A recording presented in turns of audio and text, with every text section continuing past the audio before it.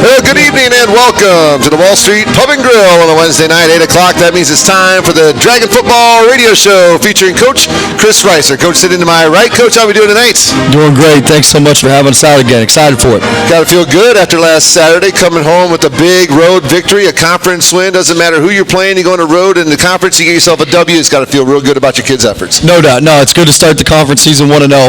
Certainly even a little bit sweeter to do it on the road. Sure. Anytime you can get a win against a quality program and a quality opponent like Walsh, it certainly gives you a little bit of momentum going into the next week. And guys played really hard, played really well, and so it was fun to watch. We got a couple student athletes sitting beside you who are going to join us this evening, one on the offensive end, one on the defensive side. Why don't you go ahead and introduce the gentleman to your right? Yeah, we have Jaquan Hardy here, running back, junior. Jaquan had a really good game last week for us. Ended up his name in the record books. He did. Has the longest run in TU history now. Yes, sir. Right? How many yards? 94 or 96? 94. I've seen 90, 94, 96. 94. Yeah, 96 yard. No, it was it was early in the game, and our defense had gone out, and Charlie got a great big stop, and then we had gotten the ball back, and Quan opened it up from the 6-yard line and took it to the house. It was well blocked by the guys up front, but it was good to see him finish it. Yeah, I was yelling a little loud. They might have caught my voice on the Walsh broadcast. They were sitting beside me on that run, but yeah, it was fantastic. We'll go through all the scoring plays from Saturday here in just a little bit. We've got another student athlete over there too on the defensive side. Charlie Cleveland, sophomore defensive end. Charlie was our 11 Hats defensive player of the week last week, and had a tremendous game. Played really, really hard, so we're excited to have him here tonight.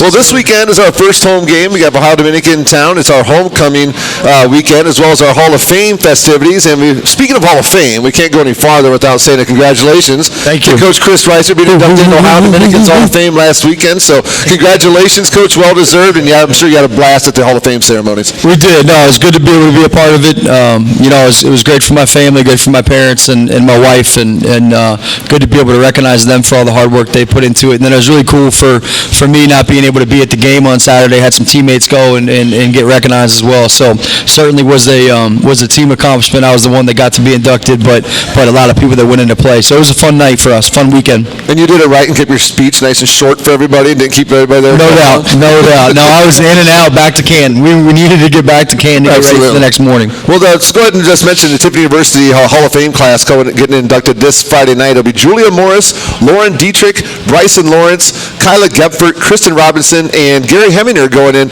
as an honorary inductee, and his name's on the front of the building where your office is, the Heminger Center. And we've talked in the past, Coach, about how important it is to have a facility like that on campus and having a guy like Gary who's willing to donate back to the university to make sure we have stuff like that. No, it's huge. This place sells itself in a lot of ways. Obviously, academically, it's got a great reputation, but anytime you can bring a kid on campus to see the facility that we have, goes a long way in recruiting and winning some battles that we need to be able to keep building this thing the right way. Well, we'll have a lot of fun on Friday night at the Hall of Fame ceremony. Then the Dragons kick off Saturday at 4 o'clock as we take on Ohio Dominican. Let's talk about Walsh last weekend. I got one of my favorite things about doing road games. It almost feels a little weird to be home this week. One of my favorite things about doing road games is when we park the car. Jared was with me, and he can attest to this, but we park the car, and it's the families we get to talk to on our way in.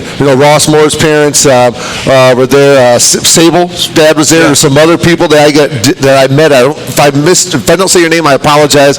But it was great to get to see those folks. They offered us drinks and food and everything. And that's one of my favorite things about going on the road is getting to run into those families. And they tell you about how much they appreciate what you do for the kids. And it's really cool to get to see that TU family both on the field and off the field as well.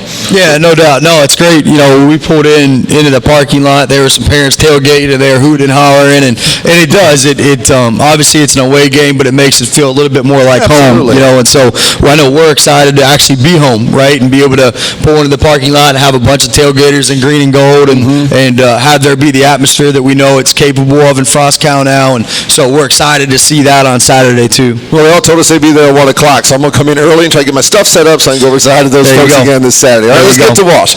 Dragons on the road in conference play. Get things started. We mentioned it just a little bit ago. A 94-yard touchdown run for Mr. Jaquan Hardy sitting over there at the 8:05 mark of the first quarter. A.J. Nikolai's kick was good, and the Dragons had a 7-0 lead. And he ran that ball right down that sideline where you were at, Coach. At what point did you know that he had a chance to break that one? I knew we had a chance to break it the second he got it. Yeah, no, I believe in this guy, and I know anytime we can get him a football and get him a little bit of space, then there's a chance it's going to go all the way. And so the second he got it, really coming into the game, we felt like that was a good run for us, and he was able to take full advantage of it. Our guys up front blocked it up, and he did the rest, man. Was there a point, Jaquan, on that run where your eyes get big when you know I got a chance here? I just got to make one or two guys miss, and I can take it to the house? Yeah, so I'm coming through the line, and once I got to the secondary, I saw the DB, and I saw his eyes light up. He's like the last one, so I'm like, okay, this is it. Make him miss. Once I got upfield, I'm like, just go. And you got to have, I'm sure you have extreme confidence in yourself. If you get out there one-on-one with a safety in open field, that you're going to be able to make him miss. Yes, I feel like that 100% of the time. So that was the first score of the game. It was Jaquan, as we said. Then also in the first quarter, Gavin Woods, a kid who continues to be consistent for your offense this year. 5-yard touchdown pass from Nick. It was an 8-play, 51-yard drive, taking 3 minutes and 10 seconds off the clock, and the Dragons up 2 scores, and just barely 10 minutes into the ballgame. Yeah, no, we were able to jump on them, and I think obviously we executed well on offense. But the thing that was a bit underrated was we got off the field on defense. Right. Part of the hard part about playing a team like Walsh and their run-first football team is they grind you up pretty good, and they stay on the field on third down, and they convert on key third downs, and I thought our defense did a tremendous job of obviously playing well on first and second down, but then in those third and shorts, not giving them the opportunity to keep the drive going. And I think actually in that drive, I think Charlie actually made a big play on 3rd and 1 or 3rd and 2. Am I right in saying that? Yeah. To really quelch that second drive, which set up the second TD, which is a big deal. Talk a little bit about that play, Charlie. It was a big third down play. 3rd and short, you're able to make a stop. Take us all. Why don't you walk us through that? Well, I had an inside movement. So in the inside movement, I'm just looking at the tackle's inside shoulder. So if he goes out, I know I got a clean path to the running back. So when I went inside, I seen he went out to arc. So I just had the clean path, and I capitalized off of it. I'm sure you'd say that's coaching, right? No, that's playing. That's playing. No, he said he had a clean path. That's because the tackle was that way, and he had thrown him that way. So that's how we got the clean path. But no, and our D-line coach and our defense staff has done a tremendous job. Right. Don't get me wrong, but we try and put these guys in a position, right, give them a little bit of education, and then it's natural talent, it's want to for them to go and make the plays that they make. Why don't you talk a little bit about your defensive teamites there, Charlie? You guys pitched a shutout on Saturday. I mean, that's one of your goals, I'm sure, is to do that goose egg up there. Talk a bit about your teammates. So this is the first goose egg I ever seen since I've been in Tiffin. So that was exciting for us. So we know we got ballers on defense. We got ballers on every level, on the linebacker, D-line, especially in the DBs. So we just got to go out there and execute every day, play as hard as we can, and go get the ball, ATB. Yes, sir. And you got some depth there at the defensive line. Part of the guys you're playing with. You got our ends are. You and the trouble making plays everywhere, but you got depth there, and that's probably allows you to know that you can go out, 100% every single play, knowing that if I got to get out of here, somebody's going to come in and keep the pace. For sure. We know each other game inside out. We work out with each other every day in the summer. So it's like, if I go out bad this play, I know my brother, he going to get my back. Can you call him your brother? That's because your teammates have become that, you got that kind of closeness? For sure. They're my brothers for life. Same way on the offensive side too, Jaquan? Of course. Absolutely.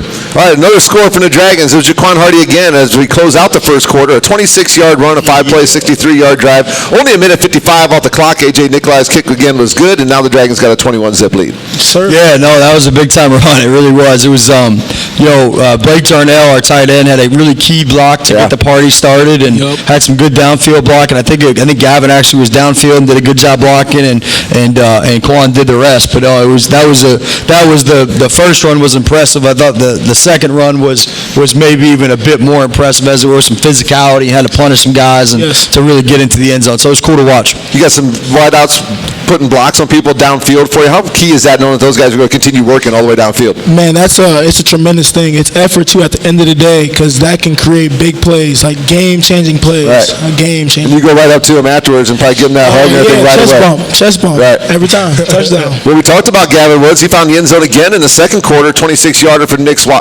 Watson. 6 plays, 65 yards, 2.5 off the clock. AJ's kick was good again, and the Dragons feeling pretty comfortable now. 28-zip with 11 minutes going to second.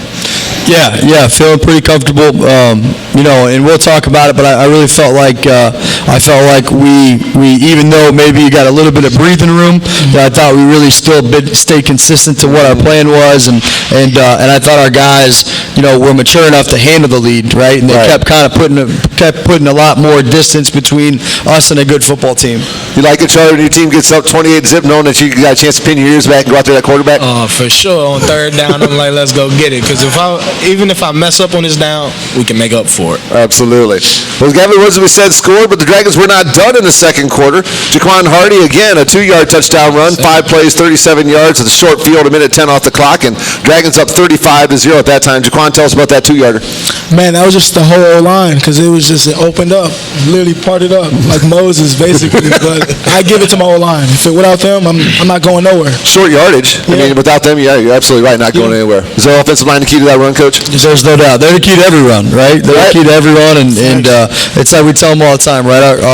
Our sole objective in running the football is to get our running backs one-on-one on somebody, right? And our running backs win that matchup, win that battle, and just another example of that. You got to be proud of your kicking game then to get a field goal at the end of the half. It's something that I'm sure made you feel real good. A.J. Nikolai, 34-yarder, 4-play, 54 yards in 33 seconds. And even though you're already up 35-0 at that point, but those late half drives are going to pay dividends later on in the season, getting that experience and getting those points on the board at that time. There's no doubt. No, and I do want to shout out A.J. Nikolai, right? He's been as productive a member of our football team. He's a guy that kind of does everything. He's fully bought in. He's brought value to our program every day. He's not a kicker, but we've called on him to be our kicker, and he's worked at it. He's showed up when he needed to show up, and the thing that I'll say about AJ is exactly what you're going to get. He doesn't get rattled. There's no pressure. He just goes out, has fun because he enjoys playing the game, and he wants to help these guys be their very best, and that's his role right now. Well, he put you 3 points on the board. The Dragons take a 38-0 lead into the half.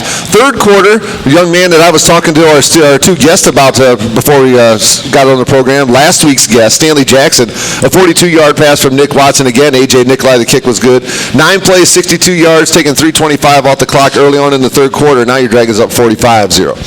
Yeah, no, the big thing for us was we want to play a complete football game, right? And that's the ultimate goal every week is you want to play for 60 minutes and you want to be able to maintain, right, that same intensity that you had in the first minute when it was 0-0, then in the 31st minute, right, when it's 38-0. And so the message at halftime, and really it was our guys, it wasn't as much as us as coaches, it was, hey, let's finish this thing, right? And so they came out offensively, we got the ball back and went right down and scored, right? And then the very next series on defense, we went out and got a stop as well. And so that kind of really set the level of intensity for the second half. And so I was proud of these guys for how maturely they handled the lead. Charlie, let's talk about that. When your offense goes out and puts points on the board, and you're able to come out there and get like a 3-and-out or get off the field quickly, how much does that do to that team, and how much does that do for your team when you're able to do that? Well, for us, it's just like a momentum thing. You got to keep the momentum going on both sides of the ball. So if they keep scoring and we keep stopping them, it's no points being put on them. So I imagine it's pretty devastating for the other team. I would imagine so as well. It's like make it take it.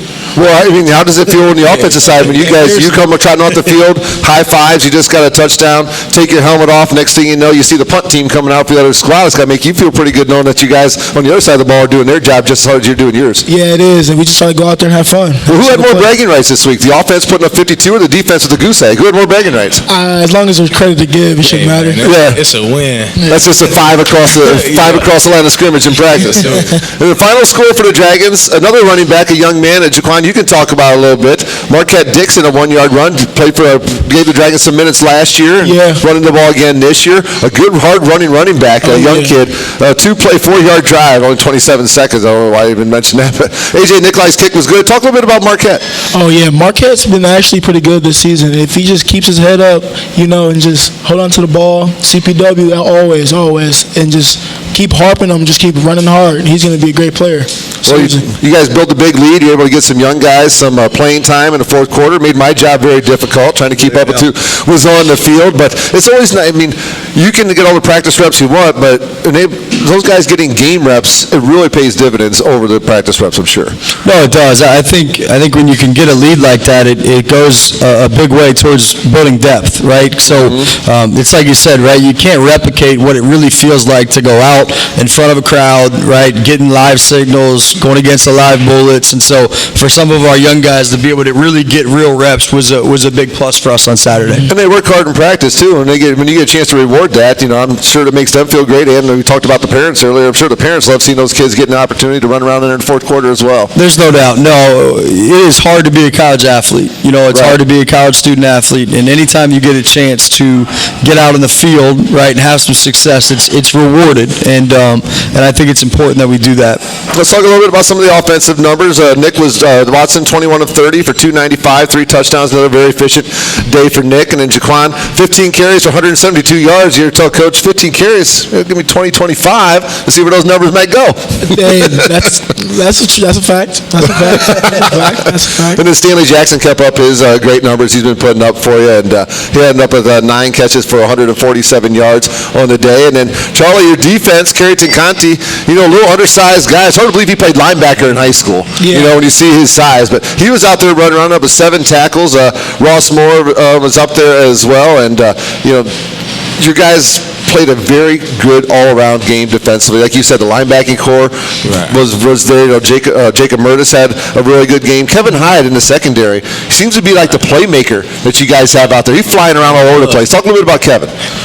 Kevin, that's my guy, man. Kevin, he's a free spirit, so it's like Kevin, he's gonna give you 100% every play. So it's always consistent, and it's the same way with Conti. They running across the field with the ball through all the way to the other numbers, and they're on this side. When the play ends, they're going to be by the ball.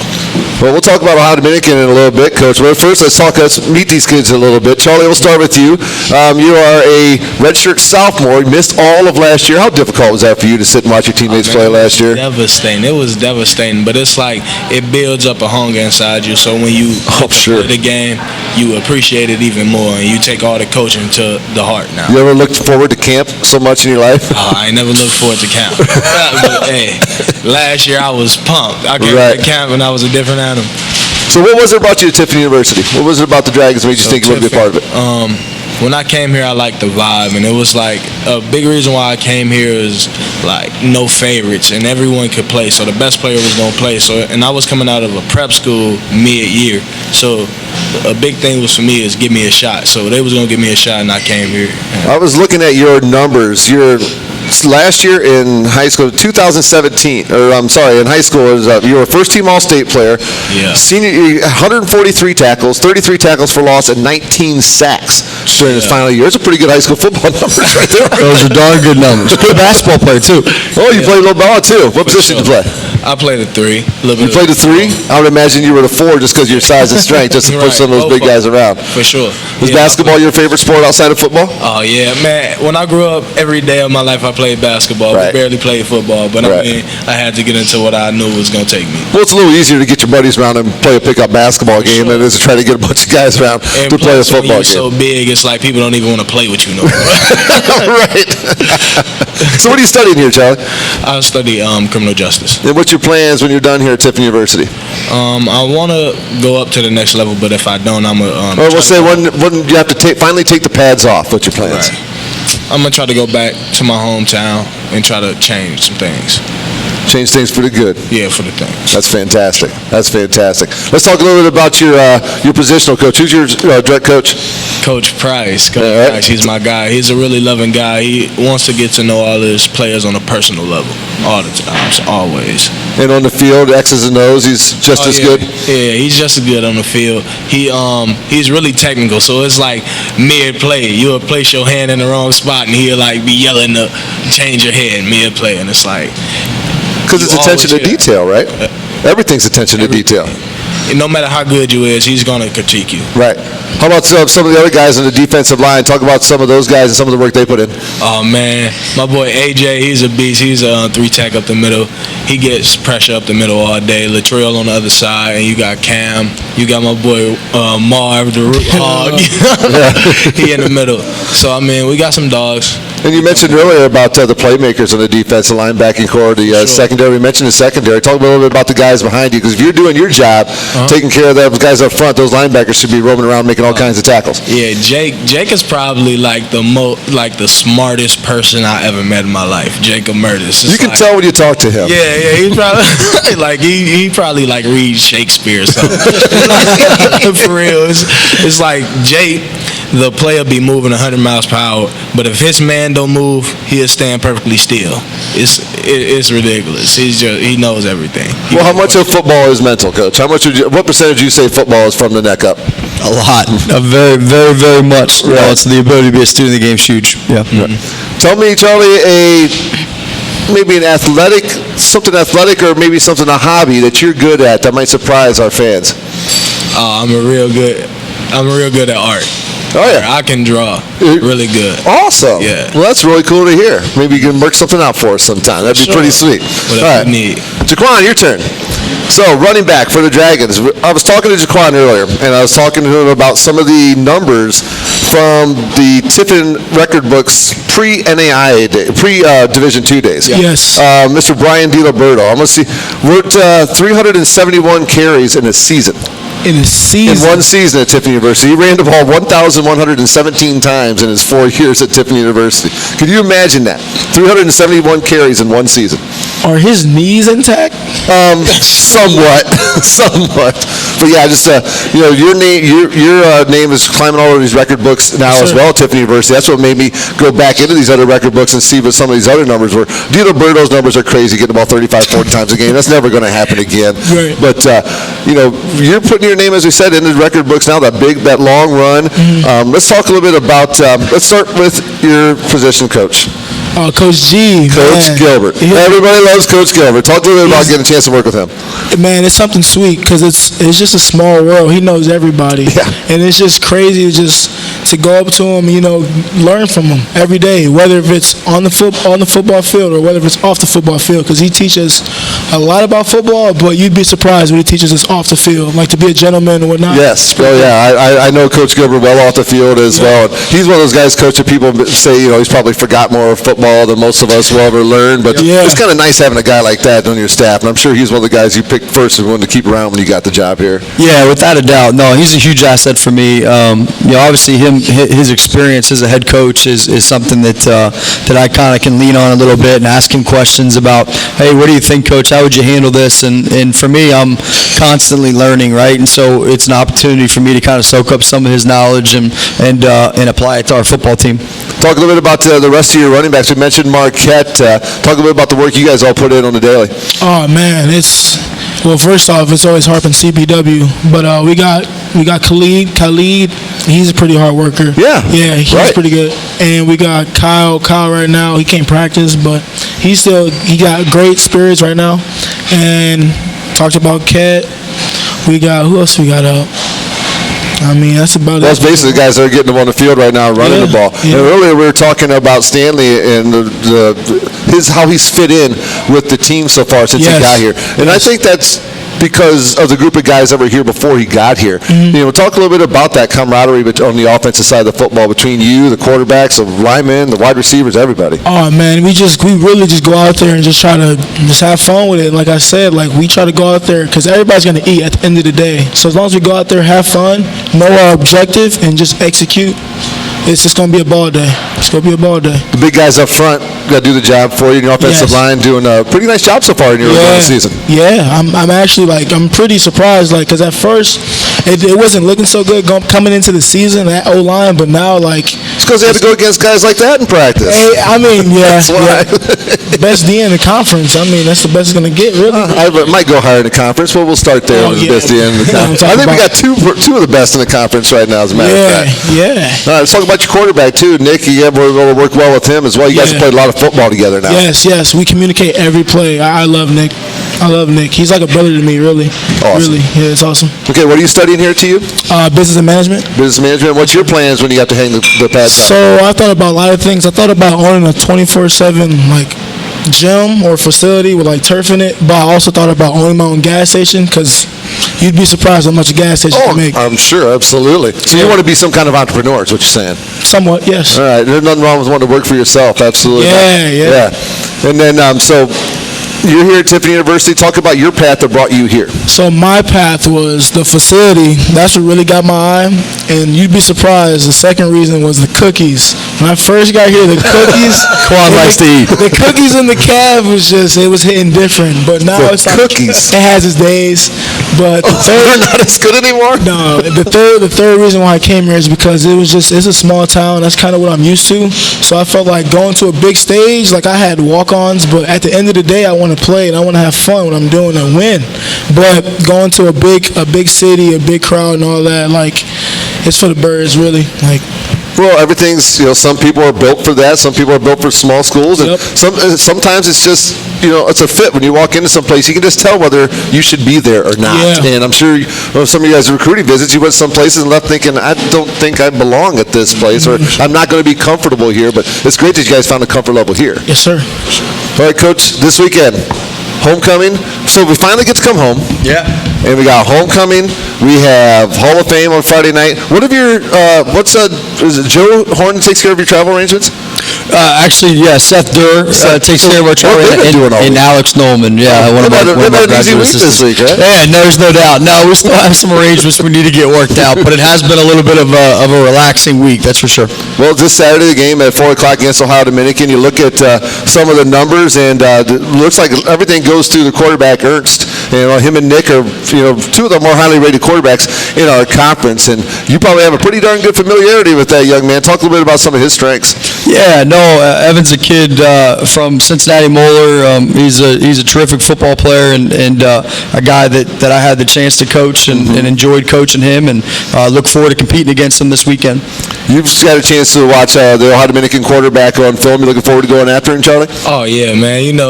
Anytime I get to go after anybody, I'm excited. So it's like, man, we just got to get after the quarterback. My D-line, When he said that, his eyes got real serious on him. He was all smiling, and he said, well, it's time to go after the quarterback. Focused on him. I'm not the quarterback, Charlie. Focus. Yeah, you get like that. And then, Jaquan, you look at Dominican, they had to play Finley last week, and then you this week. So two of the most talented running backs in the conference, they've had to face it back-to-back weeks. I'm sure you're looking forward to the challenge as well. Oh, yeah, like I say, I just want to go out there and have fun and execute. How excited are you guys to play on the homecoming weekend? It's usually the biggest crowd of the year, a lot of family and friends in here. And so far, in the conference season, this is the biggest game in the GMAC so far. So I'm sure you guys are incredibly excited to get out there on Saturday. Yes, sir. For sure. Yes, sir. Everybody pumped, Coach, to get out there on Saturday and get this thing going. I mean, you can practice all week you want, and then, itching to get to Saturday. We'll be ready to go.